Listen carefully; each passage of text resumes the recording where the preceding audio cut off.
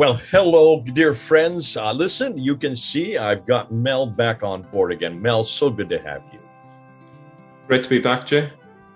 Mel has been away. He has, as we know, he has been on vacation, but Mel doesn't really go on vacation. Well, he does, but his mind never stops. His mind never stops. And one of the things that Mel and I have been working on for years, well, really has been years, because we started this way back before I even left England. Well, back in 2016, 2017, we were looking at confronting we didn't call it the standard Islamic narrative. It was the traditions back then. Now we call it, really, I think you were the one that coined the word, didn't you? S-I-N. I think so, yeah. I think so. You took what Yasser Qadi said, the standard narrative, and just put Islam into there to make it standard Islamic narrative, because that's what you're referring to, and coined that phrase. And now it's become a phrase used all over the world, S-I-N, standard Islamic narrative, over here in the 9th and 10th century. And we've been asking this for years. I've been asking this for 26 years. Why are we trusting this standard Islamic narrative? Because everything it tells us about what's happening in the 7th century, we're finding to be fraudulent. So let's go back to this period. Let's go back and see what's happening. Now, what we're going to do today, however, is a little bit different. We're not going to the 7th century now. We're not going to the 7th century. We're going to go start testing the standard Islamic narrative in its own time. We're going to say, hold on a minute. The standard Islamic narrative has always started from the premise that since the 7th century, since the time of Muhammad, there were no images permitted at all. No images of the Prophet. That was anathema. And even today, you will not find images today. Today, you won't find that is true. What Mel has gone and done, however, is to go back to that time period when the images first started to appear, the paintings. We're talking about just that. We're looking at pictures and paintings and wall murals that are on buildings, and he's going to go back and show you that this is another problem, a whole nother problem, using the evidence. We've always asked you to use evidence, and Mel has done so, to use evidence that's on the ground to see whether the standard Islamic narrative gets even this right. Was Muhammad ever portrayed? Was his face ever portrayed? Because the standard Islamic narrative, no, never. No one could portray his face. Well, let's see what Mel has found. Mel, over to you. Sure. I'm just going to share my PowerPoint. Okay, so the title today is of Images and Idols, a fresh exploration into the history of how images and statues were viewed by Islam through the direct evidence of artifacts. And this is going to be in two parts. I'm going to start with part one today. I'm going to be looking at what occurred inside the caliph's palaces primarily. We'll also look at what the hadiths said. And in part two, we'll actually look at images of Muhammad down through the centuries, totally contradicting the standard Islamic narrative. So in part one, what is typically asserted? Well, the typical assertion is that there was a universal ban on making images of Muhammad from the 7th century onwards. This included making images of humans and animals for fear of leading to idolatry. Related to that was a ban on going to graves and making mausoleums, which might also lead to idolatry. So let's just take an example of how this is depicted in the mass media from CNN here. Nothing in the Quran, Islam's holy book, strictly bars portrayals of Muhammad, but the faith, like the Hebrew Bible's 10 Commandments, has long discouraged any graven images, scholars say, to avoid the temptation towards idol worship. But is that actually true? In some ways, early Muslims were reacting to Christianity, which they believed had been led astray by conceiving of Christ not as a man, but as a God. Now, if we look at that quotation here in the red box, the Prophet himself was aware that if people saw his face portrayed by people, they would soon start worshipping him. Akbar Ahmed, who chairs the Islamic Studies Department at American University, told CNN. So he himself spoke against such images, saying, "I'm just a man." So this is really the standard Islamic narrative being accepted hook, line, and sinker. So images were forbidden. Muhammad said it, and from day one, this was what happened. Okay. In Sunni mosques, the largest branch of the faith, there are no human images of any kind. This is again what we're told. And if we look down below, depictions of the Prophet's teachings were sometimes used to bridge gaps in illiteracy. So this here is a kind of a contradiction there of it. So there's a kind of acknowledgement that maybe sometimes they allowed images in order to teach the illiterate about such things. But having said that, it says, even historical renditions of Muhammad by Muslim artists were careful not to paint the prophet in too much detail. But again, is this true? Well, make up your own mind here. I consider this to be quite a detailed painting of Muhammad, down to the finest details, even the blushing of his cheeks and so on. What do you think, Jay, on that so far? Yeah, I mean, in fact, he is the best that's depicted there. He's even better than the angel, and he's certainly better than those two characters there in the center.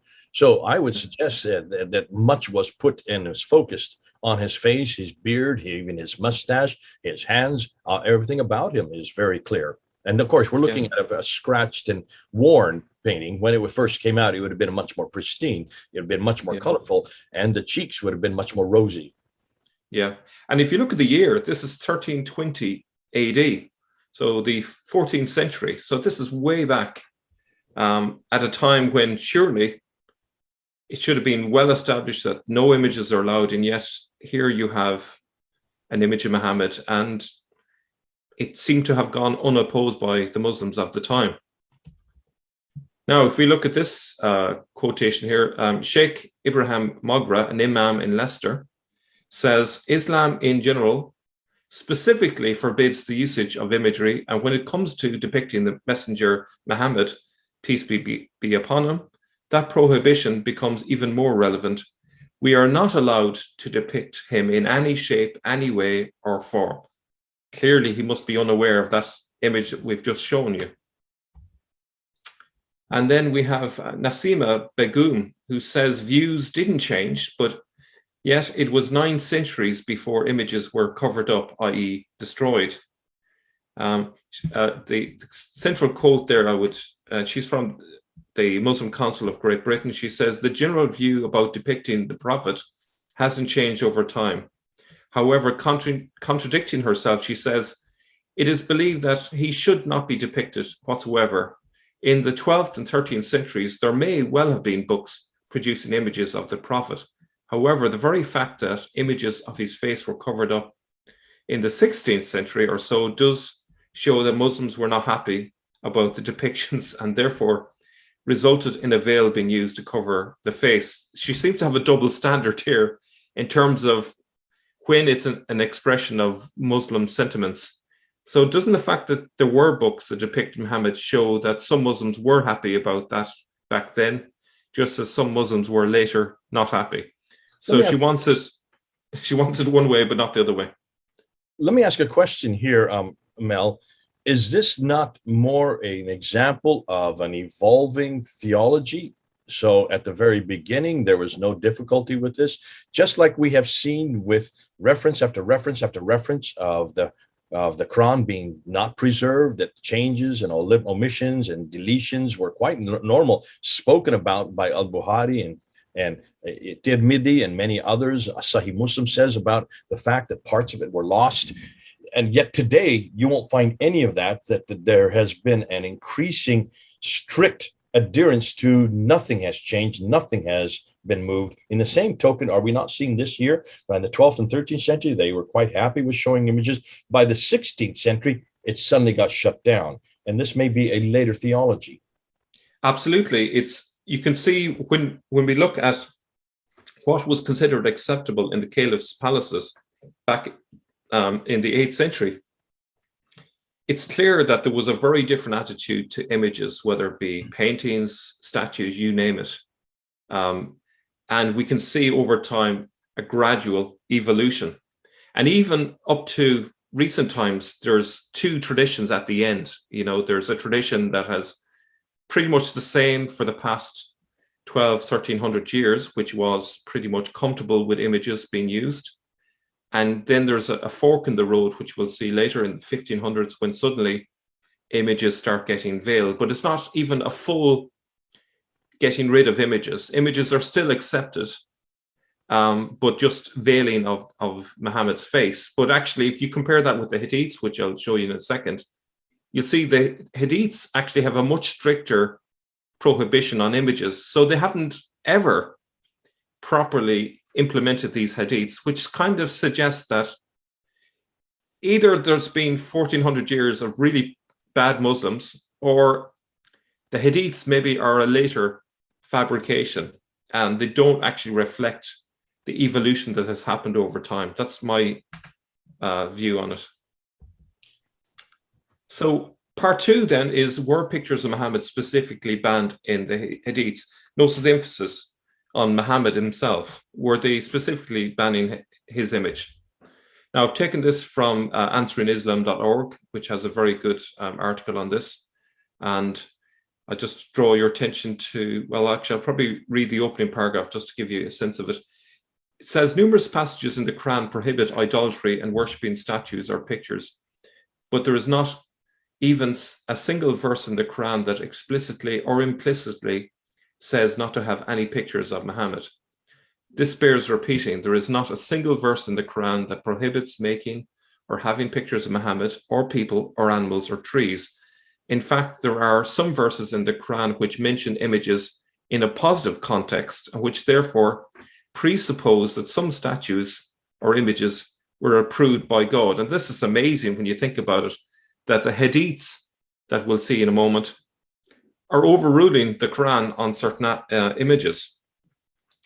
However, the vast majority of Muslims are Sunni Muslims who regard 6 authorized collections of hadiths as the highest written authority in Islam after the Quran. The hadiths are records, often very detailed, of what Muhammad taught and did. We give multiple quotations to show that these teachings are not confined to just one writer or collector, but are spread throughout the different hadith collections. Where multiple trustworthy hadiths agree, Sunni Muslims will take this as binding. In other words, people today are kicked out of Islam or even killed based on the hadiths. Now, here's the real point here. Pictures of Muhammad are not exactly forbidden in the hadiths either. The hadiths do not single out Muhammad's picture. Rather, in the hadiths, we find the prohibition of all pictures of people or animals, which would include pictures from a camera. And I don't know about you, Jay, but I've yet to see a Dawa activist refusing to go on camera or to have their picture taken. Any thoughts on that so far? When you say which would include pictures on the camera, that's your aside. That's not in the hadith. There were no cameras back that early. Yes, I think that's the website's opinion on the hadith. So this is not from the hadith itself. This is the 21st century opinion, because if that were so, then if that were in the hadith itself, then you could pretty well date the time the cameras existed. But getting back to this, I that is a double standard. Now, obviously, to be fair, what the comeback is that nobody, when they allow themselves to be filmed, are saying that is to be worshipped, and I think that's where it comes down to. But images on a building, images on or a statue can easily be worshipped, and that was where the concern was. We had this discussion earlier, Mel, in another program where you and I talked about the images that were on Abdul Malik's coins. His images were there in 693, and then in 696, he took his images off. All images were taken off. And from 696, no coins anywhere have images, no Muslim coins have images anymore of anybody, including Abdul Malik himself. And we thought that was where the prohibition, that's what we had thought earlier. But you're going to know that this actually is much, much later, because the standard Islamic narrative would come after 696. They don't even begin to appear until 833 and 870. So we're talking about 9th century for the standard Islamic narrative. You're going to say that it may be even much later that this prohibition came in. Good stuff. And even from caliph to caliph, there's different opinions on things. And just because one caliph decides to remove images from coins doesn't mean that became the norm, or that it was even practiced within the palaces and so on. And as I'll show you, the caliphs were still very happy with having images, and we're going to see that they're happy with images both in the late Umayyad era, but well into the Abbasid era as well. So, those coins don't fully tell a picture of their attitudes towards images at that stage. Now, the hadiths say all paintings of pictures was banned from Muhammad's own time. For example, Sahih Muslim says Ibn Umar reported Allah's messenger having said, "Those who paint pictures would be punished on the day of resurrection."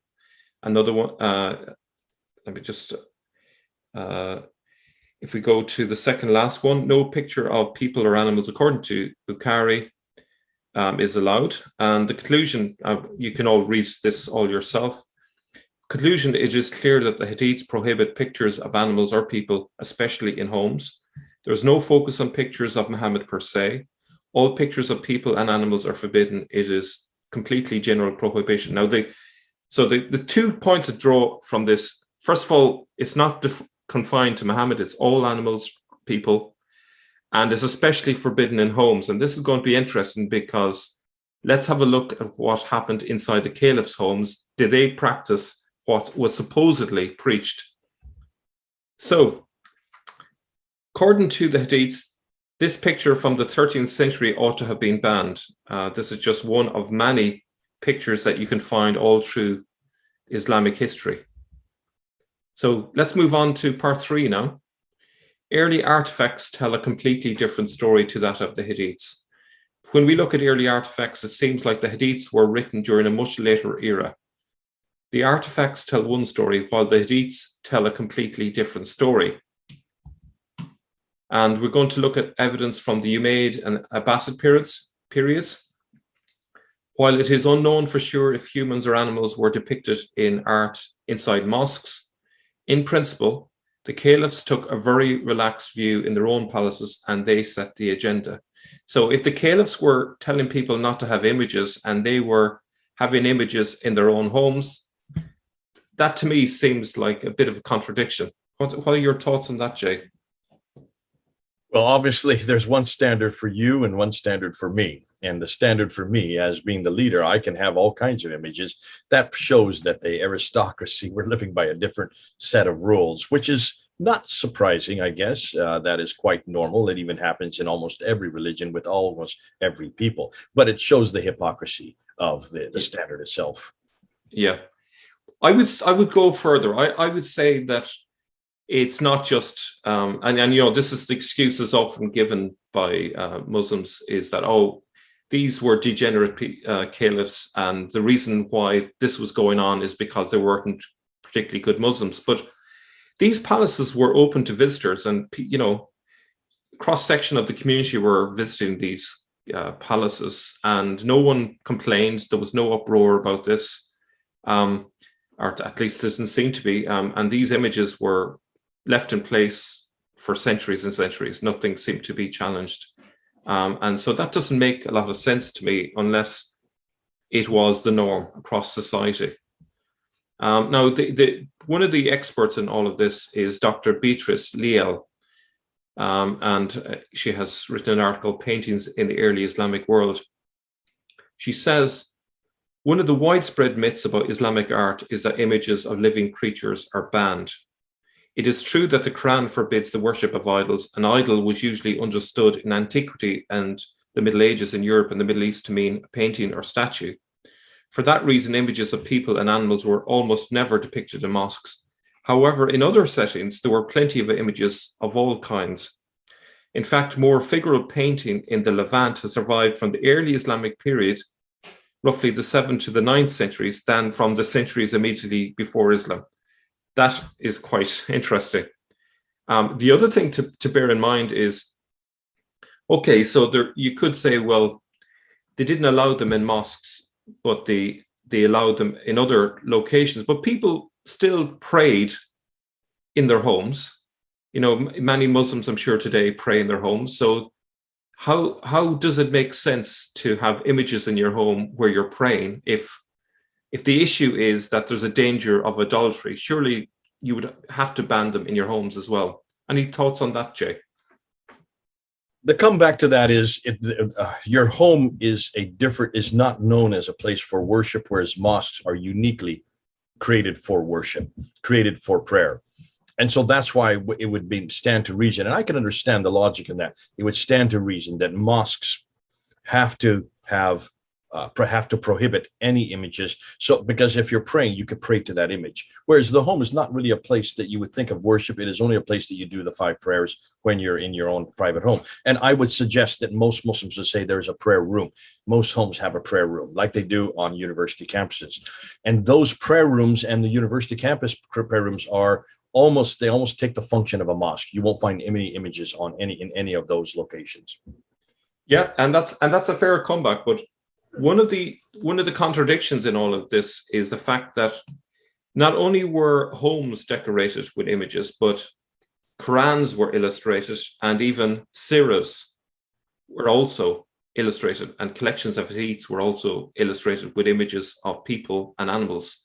And so that is a major contradiction. And surely, if it's forbidden to depict animals and people in a place of worship, surely holy books would also fall under that. I would suggest that there's something not quite right in the standard Islamic narrative on all of this. Could I come back on those two as well? Go back to that. Yeah. I would suggest that what you're looking at here and what you're seeing is nothing more than copying of what Christians were doing. Christians, if you go to the British Library, the Ridback Gallery, you will see there are many Bibles with beautiful illustrations all the way through them in this same time period. And as you have the interaction being within Christians and Muslims, the Muslims are just copying what we did. They're doing what we do. And they would make a distinction because, as we do, we don't sit there and have a problem with images in our Bible. No one suggests that because those images are there, that they will be worshiped rather than Jesus himself. They would probably come back and say that's the same thing. When you read a text, you're not worshiping the text itself. You're not putting it up there. Now, some people will say, well, why are they putting it on a stand? Is that not worship? Muslims, whenever I ask that, they've always come back and said, no, there's no worship intended. It's more out of respect that they put it on a stand. And when you put images, they would probably come back and say, if you put images, it's more to help the reader to focus on who is it that this is about. It's referring to this man, Muhammad, or it's referring to this man, whatever the prophet is that particular verse is, where that is depicting. We do the same thing. The other thing they would say is that a Quran is not to be worshipped. It's nothing more than a book to be memorized. The worship takes place when you do your prayers, like I said earlier. And where you do your prayers, you don't have images for that very reason. Yeah. And that's absolutely perfectly fine. And that's a standard that I would be very comfortable with, that distinction. But here's the kicker, is that the hadiths don't make that distinction. The hadiths are very clear. It doesn't allow any exceptions. It basically says all paintings of animals and humans. And that's the bit that is often overlooked. And I would suggest that because that is so, well, extreme, I suppose would be one way of putting it, but it's so at odds with the history. To me, it suggests that this couldn't have been from an earlier time, these hadiths, because surely there'd be some acknowledgement of that in the actual artifacts, and the fact that there's such a prevalence of these images when really there should be an absence. I think what you're making, I mean, Mel, what you're making right there, I think, is an enormous point, because what you're saying is that this is a problem that's certainly because the images were there. And I imagine probably because they were there in the Quran, because they were there in people's homes, people started going to them and actually praying towards them. And this was seen and observed, and therefore they had to do something about it. So by putting these restrictions in, also suggests that this is a much later problem, much like the Shiites. Remember, the Shiites have always, even up today, they go to tombs of many of their holy men, and they actually pray at the tomb and pray towards the men, which is a clear observance, is anathema. That's heretical right there. Could that not suggest, therefore, and this is the thesis you're getting at, that this is a later theology that was then introduced into the hadith to eradicate this very problem, which suggests that this is, you can almost probably date when the hadith were written. And the hadith do not reflect a 7th or 8th or 9th century, not even a 9th century environment, because you're seeing images everywhere, all over the 9th century, and much later. You showed one from 13th, 15th and later, and you're going to be showing more there later than that. So this may be a 15th and a 16th century problem, which is probably where I would suggest many of the hadiths were written. Yeah, and the thing is, the complaints about them praying at these tombs. How old are these tombs? Many of these tombs are 1,000 years old. So for 1,000 years, they have all these tombs that people over that length of time were happy to go and visit and pray at. That contradicts the idea that there were these hadiths prohibiting it.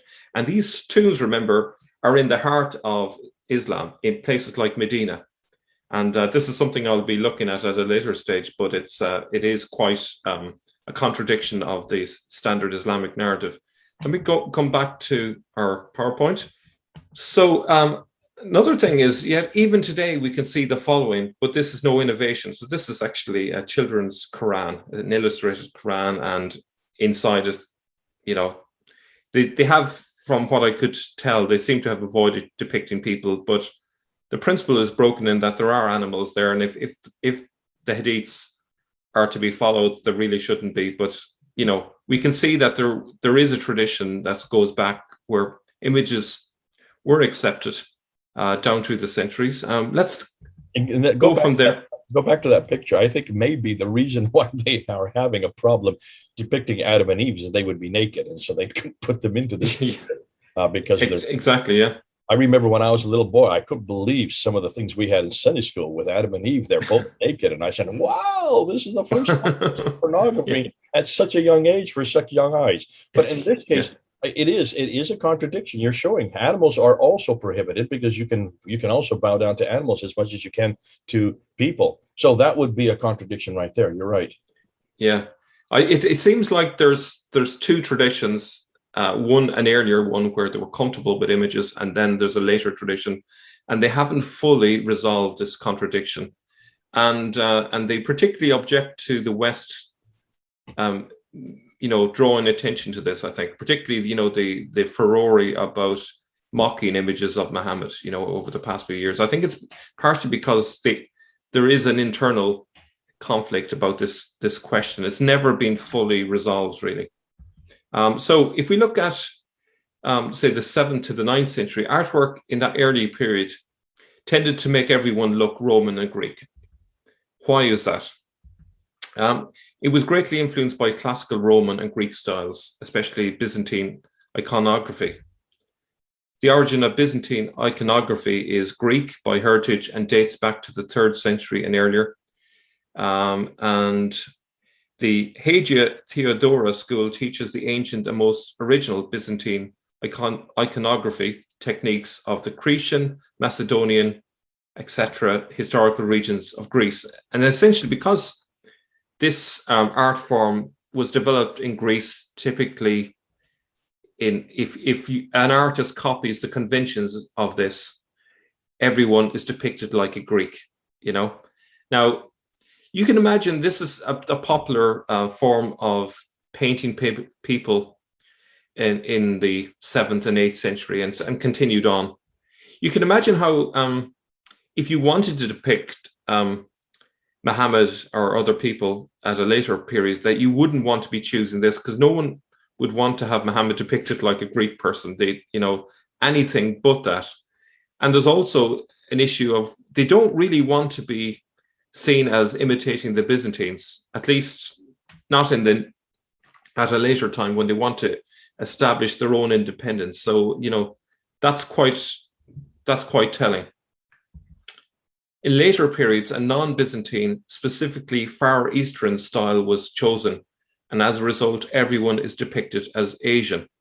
And that's quite interesting, including Muhammad. So as we'll see later in part 2, it's very hard to find an image of Muhammad that doesn't look Asian. And I think it's because these Arabs who were familiar with the Silk Road would have been familiar with this art form. And rather than choosing a Byzantine art form, they decided to go for this one. May I say something there? Yeah. Could this also show that the further you are from the center of Islam, the further you are into the diaspora, the less that this was a problem? And of course, the Asians would be as far away as you can get from the centers of Islam. So there, they didn't have a difficulty with this. Whereas in the Arab world, this was very much of a difficulty. That's why you don't see Asian art that far towards what we now know today as the Middle East. Absolutely, yeah. No. So let's look at some artifacts. So the Qasr Amra in Jordan is from the 730s. It's the best preserved early Islamic, the best preserved early Islamic paintings are from the palaces of the Umayyad caliphs and princes. These mostly date to the first half of the 8th century, starting with the most impressive, the bathhouse of Qasr Amra in Jordan. It was built for the Prince Al-Walid ibn Yazid. It has an audience hall and a suite of 3 bathrooms, and the walls of every room are painted with an amazing assortment of scenes. Now, try and bear this in mind. According to the standard Islamic narrative, all images were banned of animals or people. Okay, so just try and reconcile that with a period in which caliphs were spreading Islam around the Middle East, if you can. So here's the palace from the outside, lovely building. And here's it. Here's one of the paintings. This is, I originally, when I first saw this, I assumed it was a man, but actually I was corrected later. I said, no, this is a naked woman practically in a pool with various onlookers staring at her and so on. And this is a complete contradiction. This is, as you can see, a bathing scene on the west wall of the west aisle of the audience hall of the caliph of that time. Imagine that. So this is a place where the caliph was happy to bring in visitors from around the area and have all of these images on the wall. And the description of it here is, in the middle of one wall of the audience hall, a semi-naked woman stands at the edge of a bath. She is watched by a group of men on a balcony, some of whom point at her, and one dressed in a bright blue robe on the far left leans forward over the railings to get a better view. A figure stands behind the bather, also gesturing at her, and another woman's head can just be seen above, peering down from a little window. No one is sure what the scene means, but it is full of drama. Perhaps some of the figures were portraits of real people. Maybe the man in blue is Al-Walid himself, the caliph. Or perhaps they represented more abstract concepts or qualities. But in any case, you can see clearly they're very comfortable with not only the images of people on the walls, but actually of naked people on their walls. And here is an image of Al-Walid ibn Yazid on the south wall, and he's depicted sort of giant size, surrounded by people. This doesn't seem to be a contradiction of any hadiths that are in existence. If these hadiths banning all paintings of people really existed, why is Al-Walid having himself painted on the wall of his audience hall? Feel free to jump in, Jay, if you want to make any comment on those. And I would suggest that almost all of these, again, is copying what the Christians were doing. These are quite symptomatic of what was quite normal. And if you're competing with the Byzantines, they're the biggest competition up in the north. You want what they have, or you're copying what they have copied. Much of Islam is nothing more than copying anyways. And that's why I'm not surprised that you see this. But this contradicts everything we know about what the Hadith are saying. So Absolutely. whether they are copying or whether they are doing, now you might say, well, maybe the caliphs stand apart because of their aristocratic stance. They can do things which others cannot do. That's true, and that's found in every culture and with every religion. There has been that problem. But what is fascinating is that this doesn't seem to be a problem at that time in the 730s. No, it gets even more. It gets more interesting. There'll be some paintings that I think some of you may be shocked with what they have in terms of their sculptures and paintings that they have in these buildings. But Dr. Beatrice Leal says, on other walls at Qasr Amra are portraits of the patron and images of kings, wrestlers, hunters, fishermen, dancers, musicians, and mythological characters. There's also a painted star chart in the dome of the sauna with the symbols for the Greco-Roman constellations. Here is an obviously topless woman, proudly on display in the caliph's palace. I'm sure there's teaching in Islam about modesty and covering up and so on, but the caliph doesn't seem to have got that memo, it would seem. Well, if you look at the Quran, there's no prohibition about nudity. In fact, if you look at chapter 55 and 56 of the Quran, it's very vivid as to who are these huris that are going to be in heaven. And they are women with, women with breasts, obviously. But it's good. It's good to see that this was not a problem at the very beginning. This became much more of a problem as we see in the hadith. Again, suggesting the hadith were written at a much later date. Absolutely. And here's another example there. The artwork isn't particularly good. I thought when I first saw this, I think the caliph, if he paid for the artist, he should have got his money back. But nonetheless, like the beginning of a Picasso. Maybe Picasso got his ideas from this piece. Yeah. Here's another. So you have two bathers, with bath towels around them. I'm sure there's prohibitions on people kind of getting together like this in kind of a lurid situation. Again, it seems to contradict so much of what is in the standard Islamic narrative. And this was not isolated to one place. There were probably equally varied wall paintings at the Palestinian palace and bathhouse of Khurbat al-Mafjar, based on the fragments remaining, which show pieces of people, animals, and buildings. And this one is quite interesting as well. There's a statue or figurine, which surely should have been a shirk. The figure was found within the Umayyad palace of al-Mushata. As you can see, it's the lower part of a semi-naked female figure. It's carved out of limestone. The figure has a drape over her thighs, the edge of which she holds with her left hand along with a basket or bag. And as you can see, the proportions of this female figure are curvaceous and voluptuous. And, that's quite a contradiction, having a statue.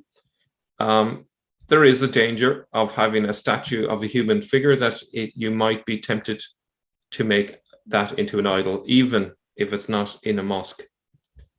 And Qasr al-Hayr al-Garbi was built for the Caliph Hisham, and among its decorations were two huge frescoes on floors. One of the panels shows vine scrolls, centaurs, and a woman carrying fruits in a cloth.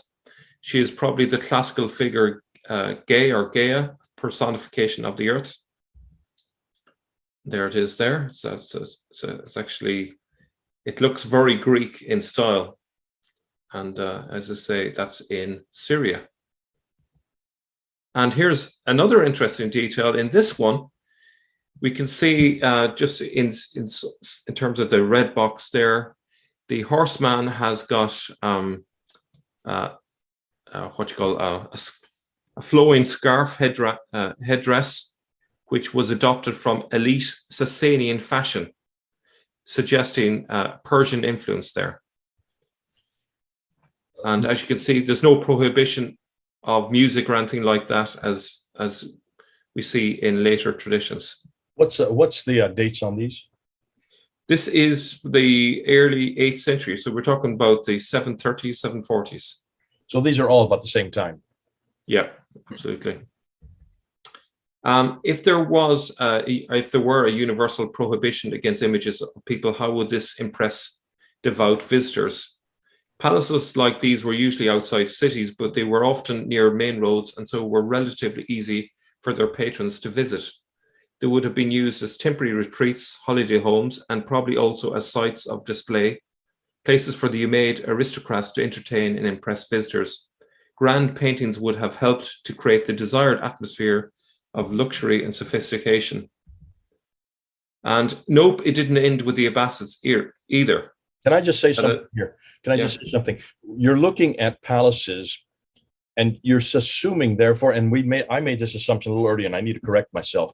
I'm assuming that this only happened in palaces.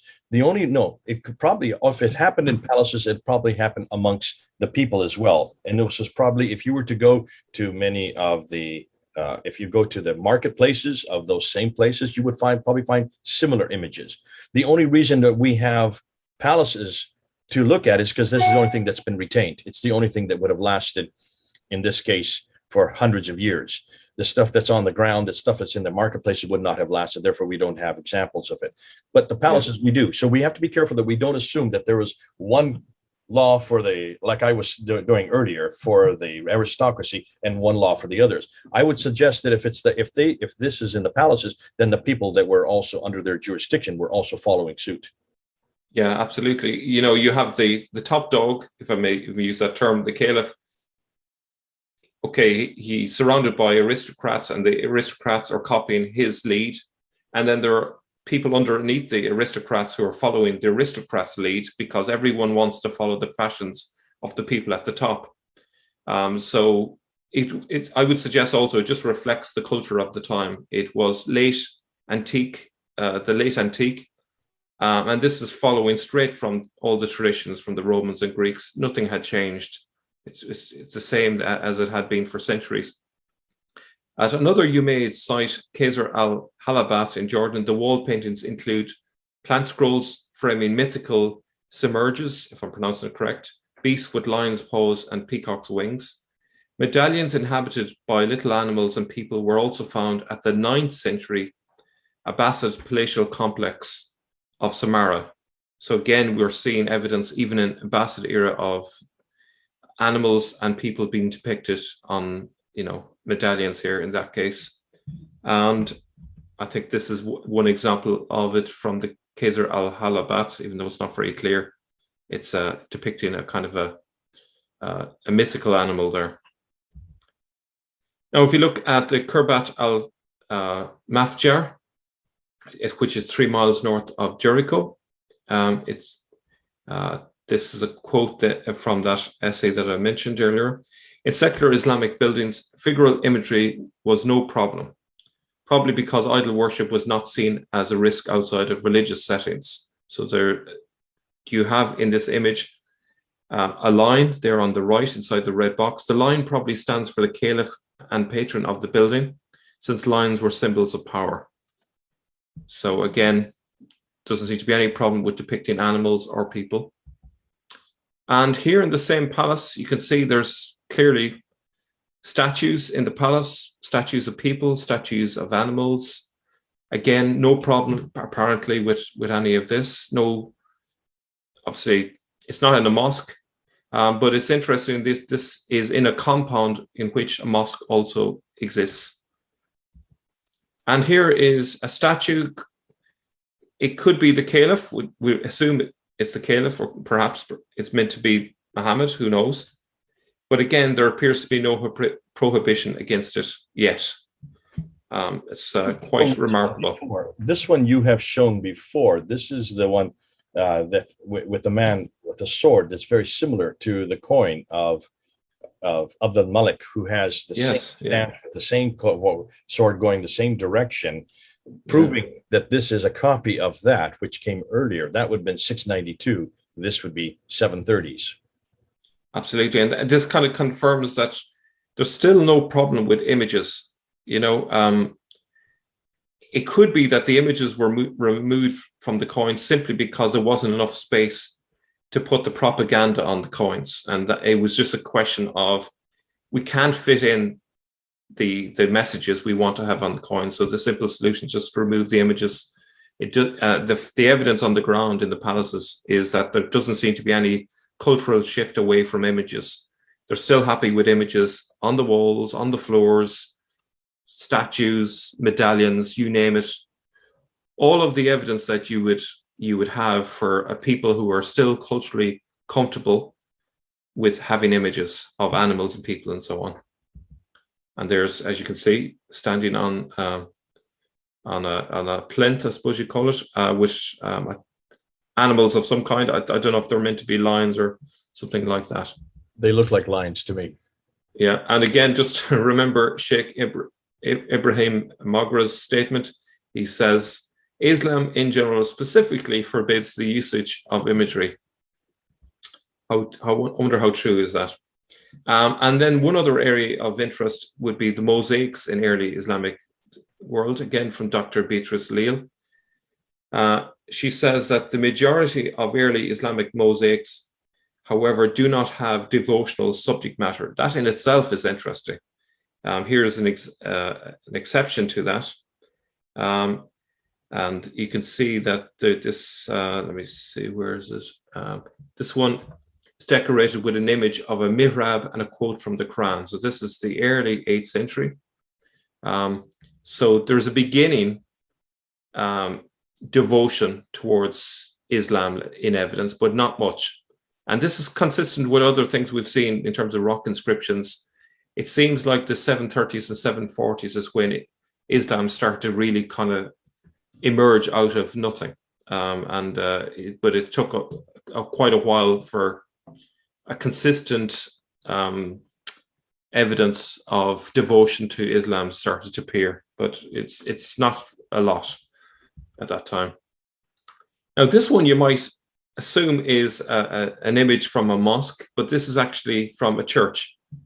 In the mid-700s, over a century after the Islamic conquest, the congregation of St. Stephen's Church at al-Rassas in Jordan commissioned a new floor for their sanctuary. If you compare this to the picture from the hall at Kirbat al-Mafjar, you can see similar patterns. Now, this is actually in support of what you said earlier about the fact that they're imitating the Byzantines. Well, you have a clear example of this. The Caliph's Palace is copying mosaics from the Byzantine floors. You can see that they've also copied the idea of using geometrical shapes in mosaics and so on. Fascinating, because these are much, much better done than the mosaics of if they were Muslims or the proto-Islam, proving and suggesting to me that this was not a problem in Christianity. We were way ahead of them. And that has been the case right down through the centuries. The Muslims have never really kept up with the beautiful artistry that we have in our, not only on our churches, but also in our books and also on our walls. And Islam has moved the other direction since that period, mainly because they just didn't have the same concepts, or in this case, there was really the beginning of this anti-iconography, the depiction, because in this case, it became a theological problem. Yeah. And actually, in terms of getting artisans that were able to do this, most of them, if not all of them, were Christians. So it would have been a real struggle in the early days to actually get Christians particularly willing to decorate mosques in this way. So they did what they could. And in fairness, some of the work was, pretty good, but it was an imitation, though, of the earlier Byzantine work. Now, something doesn't quite add up. Why were there images of people and animals in the palaces of caliphs from the early centuries of Islam if this teaching existed at that time, promoted by those very same caliphs? Do we know for sure when specific hadiths were written? Why don't we see the prohibitions being implemented in practice until quite late into the Islamic period, example, during Ottoman times and the beginnings of Wahhabism? Popular devotion was against these prohibitions, and one proponent of these prohibitions, Ibn Taymiyyah, was jailed. Such was the opposition to banning images. So it's quite remarkable. And it's interesting, you mentioned about the Al-Bukhari earlier, about the earliest volume. Could you just remind me when that was from? We have the only reference we have for a volume. Remember, there are 9 volumes in Al-Bukhari. The earliest is from the 11th century. The other 8 volumes of the 9 volumes don't really appear to the 15th and 16th century. So you're talking about 800 years after Muhammad. Suggesting, wow. And you could really say that maybe this suggests that all of these hadiths that do have a prohibition against iconography, against any images, were probably introduced that late. We can't say that yet. But certainly you've shown that and you've proved it, that all the earliest images in the 8th century, these are almost all 8th century, 730s and whatnot, they were quite easy. They were allowed images. Maybe that's because the hadith were written much, much, much later.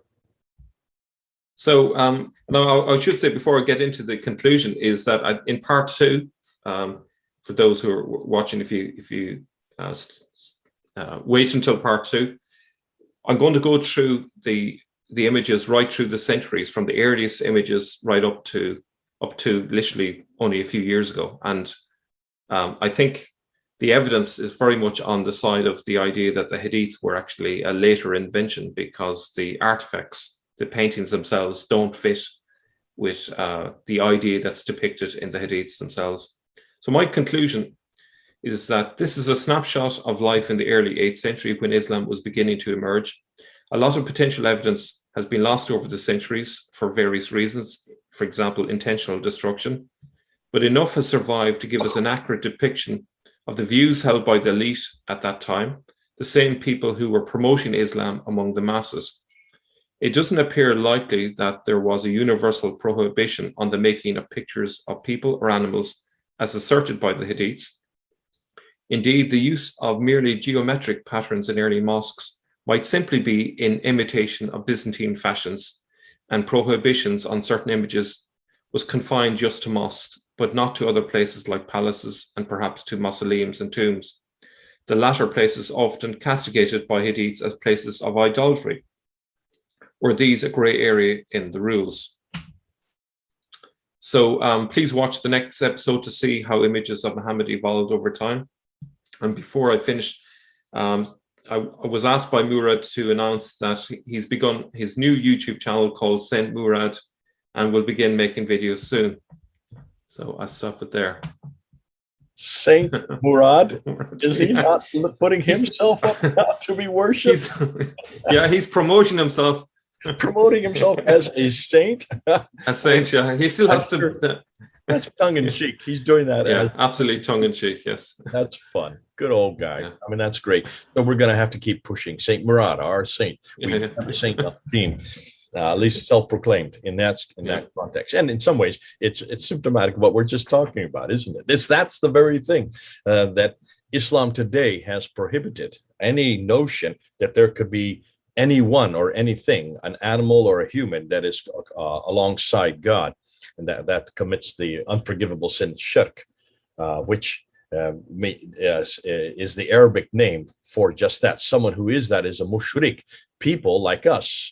Who Muslims believe have elevated Jesus to the standard of God, are mushrikun. So here we have, I mean, you've gone and you're really shutting down this narration of the Hadith. The Hadith are very clear, and you're correct, that there is to be no depiction of any human, of any animal, of anything that's living, because that would be in competition to God himself. Only God must be worshipped. And there is this fear that people, by depicting, will worship the image rather than the God himself. So here is a classic case where you have gone through and say, hold on a minute, if the standard Islamic narrative says that this began with the time of Muhammad himself, and this is what Muhammad prohibited, therefore it's something that we should see depicted in the evidence on the ground. And we've always wanted to go to the evidence on the ground. Well, in your case, you're going to the evidence on the walls, which is on the ground, because those images that you showed, and you showed a lot of images of bathers, images of women, images of men, images of animals.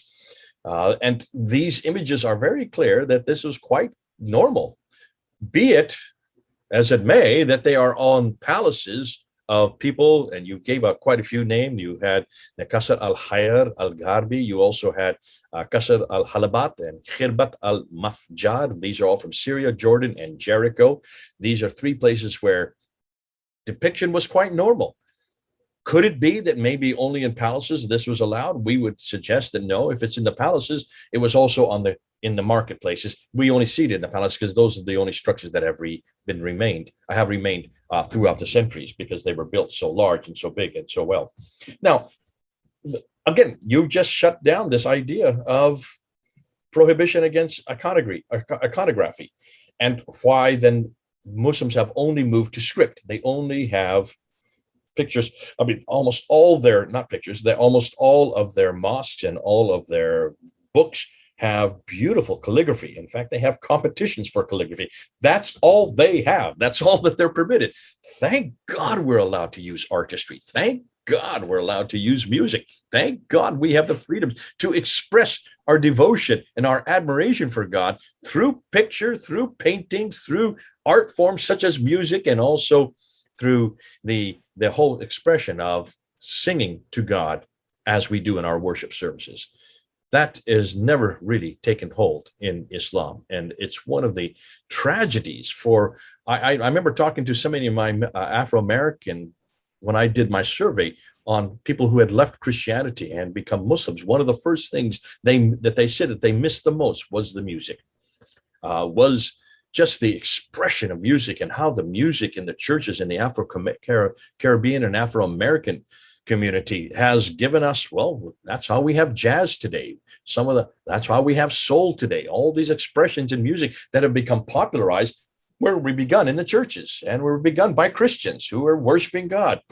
And in no way, shape, or form does the music take on any hope, any devotion itself. You don't worship the music. Oh, now some people might say, I do worship me, but they don't actually bow to the music as a divine piece of well, what would you call music? A piece of, what is music? Music is a sound, a divine sound. It is our expression and love and devotion, completely lost on Islam, completely lost on Islam.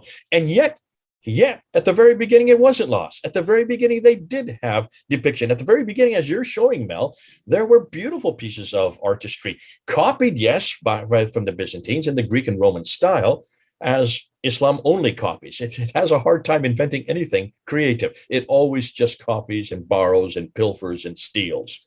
And we will know that. And as we're finding with the Quran, much of it has been copied, borrowed, pilfered, and stolen. Yet, where did this injunction happen? And you're bringing up a really interesting point, because you're suggesting that this may have happened much later, redacted back onto the time of Muhammad. And then given voice or given dates from the 9th century, but you're suggesting maybe this may be from the 15th and 16th century, where this prohibition finally was introduced as a theological concept in contradistinction to what was happening in Christianity, and as a way of pulling back, as another way of saying, we are different than you. And this is one of the differences. We do not worship man. You worship man, a guy named Jesus. We love him and we see him as a prophet. You worship him, but you have elevated him and committed shirk. We refuse to do that. So therefore, we eradicate anything that would even suggest that. Now, that would be a theological concept that someone needs to run down. And that would be something that someone needs to do. When did that theology come into place? You have said, follow the pictures. Like we said earlier, follow the coins, or follow the rock inscriptions. You're bringing a whole new genre, follow the pictures. If you follow the pictures, you might begin to see where the theology takes place. You're the first to do that. Well done, Mel. I'm not hurting anybody else who's already done what you're going to do. And now in the next video, the next episode, you're actually going to show us an evolution where this actually happens. Woo, can't wait. This is going to be fun. All right.